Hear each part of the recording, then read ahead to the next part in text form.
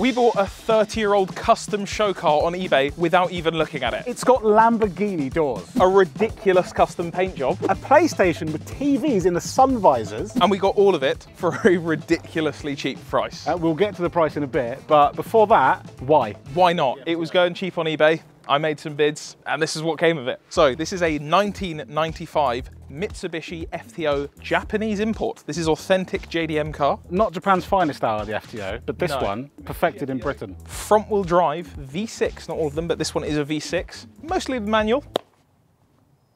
This one's auto. This car was for sale in Liverpool. We are down in the south of England, it's a couple hundred miles away. So we bought it sight unseen. We've never looked around this car, I didn't get a video, I didn't get anything. I had the photos on eBay and that's it. The first thing I need to see, which is what I saw in the ad, I need to Please. I need to do it. Please. This is a normal door.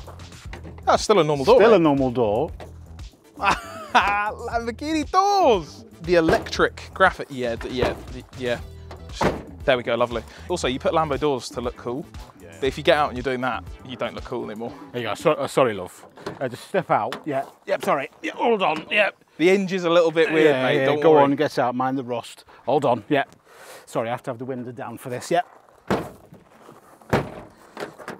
There we go. Lovely. Off to the club. I have had a brief glimpse inside and I really want to have a look, but let's have a look at the outside Let's first. start exterior-wise. First thing I've noticed, that's paint. This is paint. There was no wraps going on at this time. This is legit craftsmanship. There's airbrushing. It's all been lacquered over. I don't know if you can see here. If I put my phone on it, Ben, if you come over here, look at the glitter in that paint. That's proper bass boat hours. There's custom paint and then there's custom paint. The paint's not perfect. Has this been sat for a while? That's part of the design. 8 years it hasn't been on the road. You'd never tell, mate. You don't know this yet. I found photos online of it at some shows and it had a sister car. What? This car's reg is M588 TVN and there is one that is M589 TVN and it was Playboy pink that went to shows with this car. So you had a pink FTO and you had a purple FTO. The Soulmate is out there. The Soulmate's out there. If you know where that car is, please get in touch with us. Does it start? The seller says that it started. That's enough, surely. There's an odd noise. But That was a very strange that noise. Sounds pretty nice. That is a, what, a 4-inch wheel? You're a tip expert, I'd I'd say say. that's a 4.5 to 5 inch tip. There's a couple of engine noises, but it's turbocharged. That is, it almost has VR6-y noise. Other than whatever that is, the quote, there is a heat shield on the exhaust. Just tell me that's what I think it is. Now, to be clear for the viewers at home, it's a flame kit. But more than that, I found a video of the flame kit in action.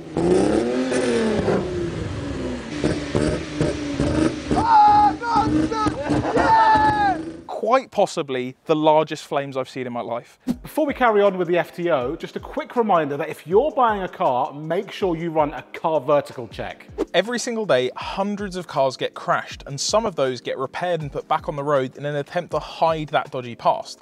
With a car vertical report, you can find out that history. All you have to do is enter the car's VIN or registration number and Car Vertical will tell you if that car has been crashed, clocked or stolen. This is my daily BMW 8 Series and when I bought it, I did run a car vertical check on it and it's got green ticks for odometer, finance and damage. What it won't help with though is it breaking down. So as you can see, this other 90s coupe, this Aston Martin DB7, hasn't been so lucky because it's got a yellow warning for damage. And if we scroll down, it has had an almighty front end smash. That's not the worst part about that because it's also got Ford bits on the interior and the airbag has gone off, although that is quite an interesting spec. So if you see this car come up for sale in pristine condition with a car vertical check, you can see this car's shady past. So the next time you make an impulse purchase on eBay, just like we did, you're buying a van, a car or a motorbike, make sure that you run a car vertical report first to make sure the price you pay matches its history. And as an added bonus, Car Vertical have offered you guys 20% off when you use code TDC. Some of you might be looking at this and going, it is horrible. It is horrible. Transport yourself back 20-something years. This was like an era of excess. It was go as mad as you could. The Max Power era was take whatever you have, a Saxo, a 106, an FTO, and go as mad as you physically can and make something unique. And speaking of unique, it was time to take a look at the mental interior. First things first, the colour on the interior. This is all custom. It's extreme. The amount of money that would be spent to paint all of this. All of this in the gauge cluster, the door card's been painted, and all the stitching, it's all like custom blues. I also spotted in the doors. Oh yeah, proper speaker. You have to appreciate the amount of work that goes in. Again, this isn't a remap and some springs. Yeah, someone put time and love and effort into this.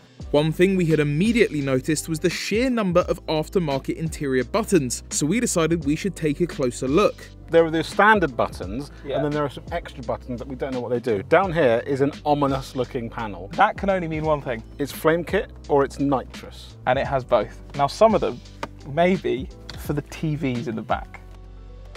I didn't know about that. Surely, wait, hold on. Edwin, surely it's for the PS2. If it's on there, that's kind of crazy. On the motorway, knees on the steering wheel. That's why you bought an auto.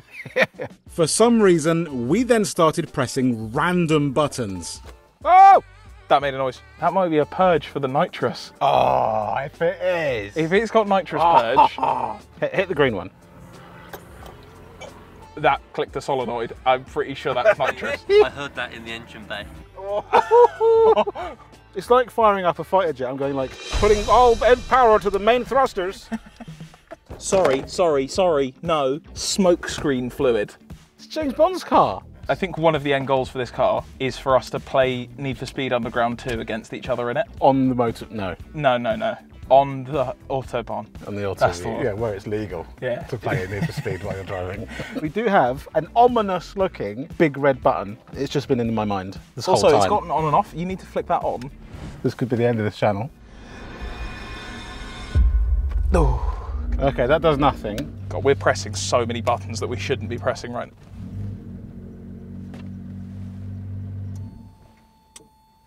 now. Ooh, I don't like that.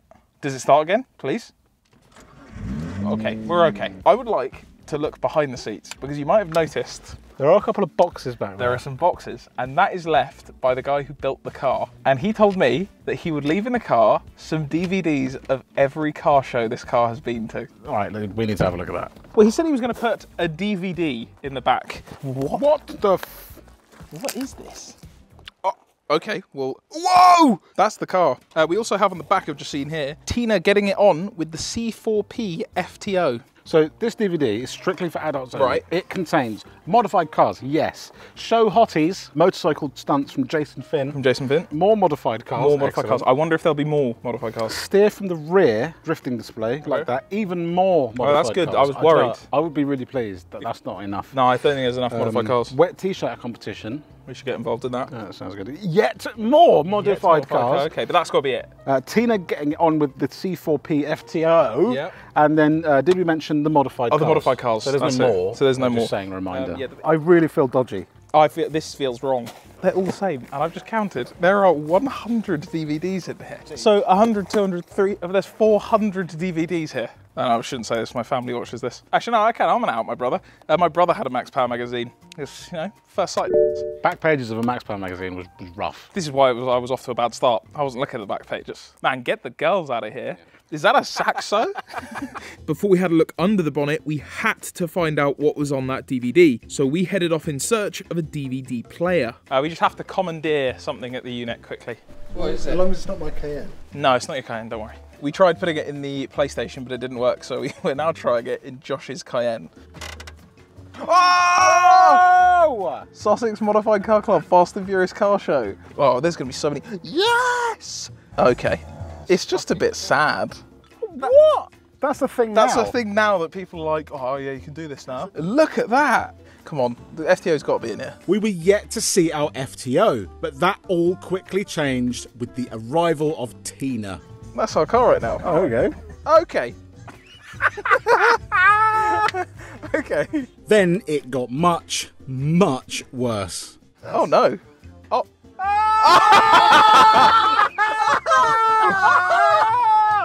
No, don't do it. Surely not. No! Oh my God! Oh no, what's happened? Why is the top off now? Please tell me that's not the owner of our old car. This is so disgusting. This is awful. Pause. The video was so shocking, we seemed to have attracted an audience. Oh, hey, what's he doing?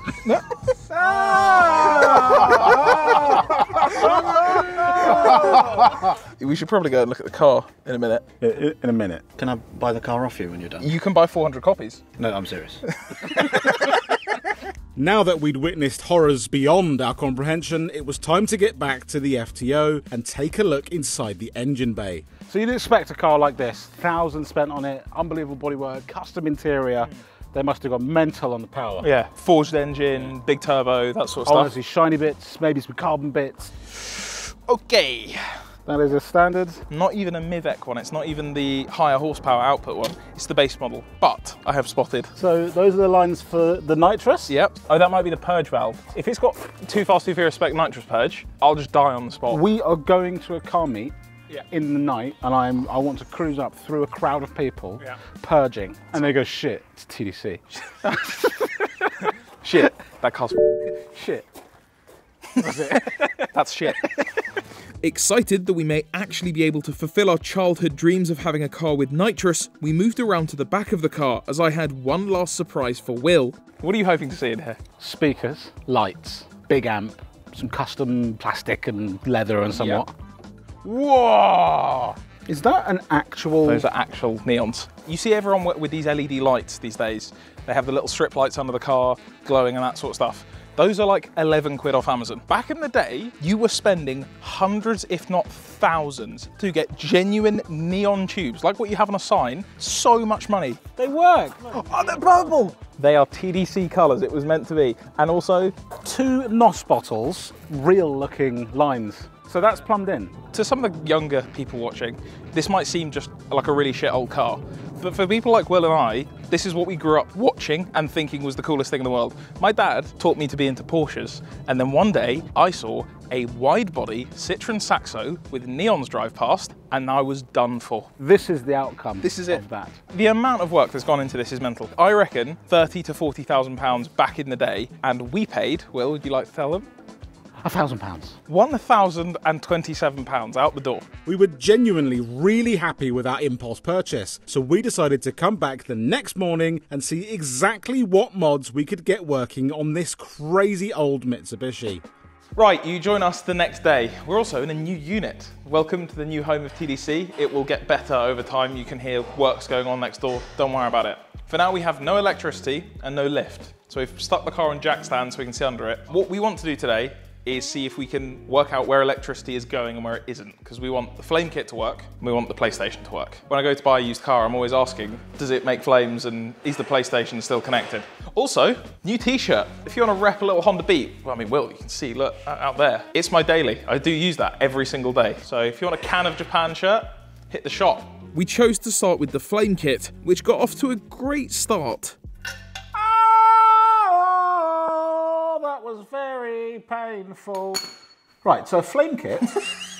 So we've got a spark plug in your exhaust, which sounds mad as shit, but also it makes sense. Here, we have a coil. And then that's going onto a spark plug that is literally just before the tip, basically. When my mate Will went to go and collect the car, he spoke to the owner's son, and the owner's son apparently said that there is a gas canister that feeds gas into the exhaust, which would make sense, because back in the day, they wouldn't have had mapping to map these cars. So we need to see what makes this car flame. Now, that's either snapped or it's snapped. The spark plug snapped in there. So we just need to thread in a new plug. Well, there we go, problem number one. And I think we're going to see a lot of that. We embarked on the hunt to find out how the flame kit worked, a job that would involve stripping down the custom boot build. Oh man, are you about to pull out a nitrous bottle? That's so cool. 10-year-old me would be going mental right now. I'm popping bottles in the club. Formula One winners be like. Will, what's Hector going to be running? Do you know? I reckon a couple of spoon engines. I think maybe some T66 turbos. With NOS? Yeah, with NOS. Nitrous bottles removed, we removed the false floor. I'm not seeing any wire that isn't to do with that amp, so it's going to be somewhere else under there. It's going to be under there, so we need to get that out. That looks like it belongs in a dungeon. Something like that looks about right. Picture this. Take this car to a show. All 6 TVs playing the DVD. People are vomiting. If you're watching, The removal of the suspect yellow panel gave us space to investigate further, so we decided to remove the amp from beneath the yellow panel, and that revealed something rather exciting. That's the coil there. So there is the coil for our flame kit. So that green wire we got following. Where's he gone? The green wire was going towards the front of the car, so we thought our best bet would be to remove the rear seats and see if we could see where the wire was going, which turned out to reveal absolutely everything. And out. Whoa! Oh my good Whoa, God. my Jesus. This is amazing. Neons. Screens. Right, let's pull this out and get a closer look. That is a green wire. Yeah, he runs all the way there. Yeah, it's him. Where's he going? He's coming down. Ooh, ooh, ooh. He's making noise down there, which means he must be over in the front up here. Well, maybe that's what the red button's for. We thought that might be the nitrous, but surely that's our flame kit. I think we pull this lower dash trim and there will be upwards of 800,000 wires of different colors, but one of them could be green. Oh my. That's a genuine nightmare to me. I've got no clue where to start. The big red button, really cool one? Nothing. Nothing. It's not on anything, so we can make that whatever we want. You press that, and then you subscribe. Oh, you remember to subscribe to Top Dead Center? Yeah, you just remember to subscribe. Because only 50% of our viewers are subscribed. And that's crazy. That's a crazy. crazy number. So I'm going to just put that in our favour. Just make sure you're hitting that button. After more searching, Edwin made another accidental discovery. I've made a discovery. It doesn't disappear down there. It disappears into this box. So this box is what controls the flame kit. This is good. This is good. This is progress. The box unfortunately held no immediate answers, so we got distracted and started messing with the immobilizer, something that could only go horribly wrong. So one of the other things we want to check on this is we got this aftermarket. Right, so one of the other things we wanted to check was this aftermarket immobilizer. So this little thing looks like a mobile phone, but I think this will be like the controller. Nothing works on it, but it does say on there, the fourth button should be remote start. One, the fob works and it can start it from the button. Number two, it arms the system and then refuses to ever disarm it and the car never starts again. New battery in, Will started clicking the immobilizer's buttons, which went well.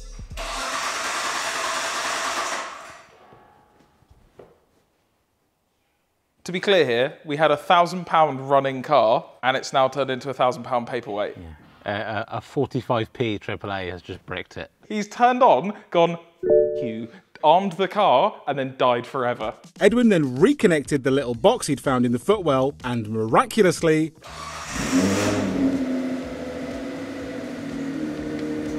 Okay, well that's a big relief. After that close call, we realised that messing with the complicated wiring setup would likely just lead to more and more issues, so we abandoned the flame kit for now and came back the next morning, desperate to see if we could at least get the car's PS2 working. Before that though, a huge thank you to Equipment for Garages for sending out one of their quick lifts for us to use in our new unit. We're yet to have a full-size lift installed, so being able to quickly get our cars up in the air has been a massive help. Hit the link in the description to check out Equipment for Garages and check out their lifts. This car arrived to us on Wednesday. Yesterday we looked through it on Thursday. Today is Friday. This video will come out on Monday, so we don't have long. I brought in a selection of PlayStation games. We've got Underground, we've got Gran Turismo 4, we've got Midnight Club 3 double edition. That's the one. That's the one. And then I've also got Underground 2. Don't know why Simpsons Skateboarding came, but it did. So first things first, we've taken the PlayStation out of its house. For the younger viewers, this is a PlayStation 2, an ancient piece of technology from 20 odd years ago. This is the best PlayStation. Best PlayStation. The greatest PlayStation, all the best games. So we've taken this one out. I've brought my PlayStation and its cables in so we can test if this even powers up. Oh, hold on, just, sorry. Join me over here. Let's, in our kitchen. No memory card in here, but maybe there's a disc in here. It's got to be Midnight Club or Juiced 2. Oh, okay. We'll power it on. Okay. Go on. Okay. Hit it. Uh-oh. Oh dear, that's not good sound. Oh no, it's jammed. No. Not like this, PlayStation, not like this. Again, another thing that some generations never had to deal with. Imagine you get home from school, all you want to do is beat the living piss out of some Simpsons on the street. You power up the PlayStation and it goes, stops working. Your memory card's in the wrong slot. Or it's full. And then you have to think, what do I delete? Is it Spyro? Is it Gran Turismo 4? Is it Underground 2? Or you turn it on and the towels aren't blue, they're red. No game in here, but that's not going to stop us playing a PlayStation in that FTO. my childhood PS2. Let's get this plugged in and see if we can get those sun visors going. Oh, it's more issues again.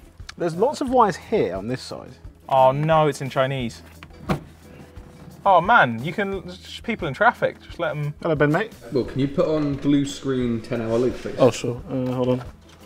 That better? That's the one I like, yeah, my favourite episode. Yeah, all right. Oh, you horrible man. Oh, the AV cables from the PlayStation have been spliced into that and these. You know what's really nice is when you make all of the wires the same color black. We've got a little diagram on the back that says red's 12 volt, black is earth. So what he's telling me here is that every single one of these wires going into here is an earth. It's great. I understand exactly where he's coming from. That wire. Where's he Is going? this wire down here. Look at this. What is in there? Whoa! What is going on here? I'm going to say this is the worst purchase we've ever made. But it has the opportunity to be the worst purchase we've made. He can be... I thought you could say he could be redeemed. No, because, okay. I can't even get the PlayStation working. So what's the point? Wow, I like all of the writing on the wooden board. That is an impressive build. I like this. So nothing works in here, No. but it is a car and it does run. So maybe we'll have a look underneath. This has been sat for how long? 2014 was the last time it went on the road, and there was mentions of rust in the MOT then. Let's have a look underneath. Let's have a look underneath. Get a wire brush out. What's the worst that could possibly happen? I mean, I'll tell you what, Will. Not the worst. I mean, I can see some stuff up there that might get, you know, hairy. Front, okay. Front's a pass. We can keep the front. Now, this looks slightly scarier.